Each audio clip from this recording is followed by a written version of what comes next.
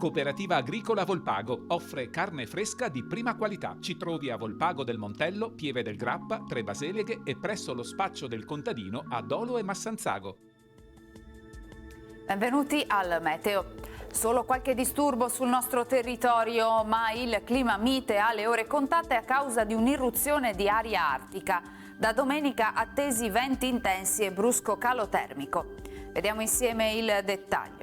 Sul Veneto la grafica di sabato 25 febbraio ci mostra una situazione buona, tuttavia avremo nubi più significative sulle zone montane e localmente anche in pianura.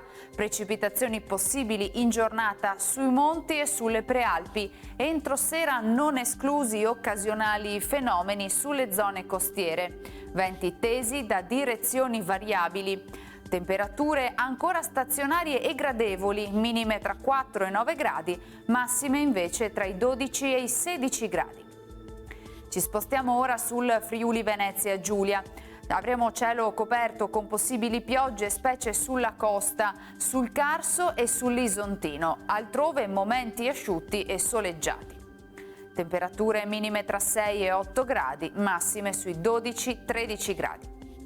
Infine diamo uno sguardo alla situazione del Trentino Alto Adige, dove avremo tanto sole ovunque, solo con dei temporanei annuvolamenti.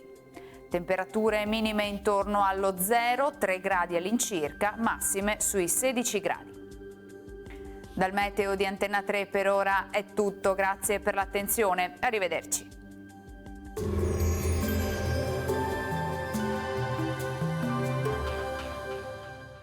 Cooperativa Agricola Volpago offre carne fresca di prima qualità. Ci trovi a Volpago del Montello, Pieve del Grappa, Tre Baseleghe e presso lo spaccio del contadino a Dolo e Massanzago.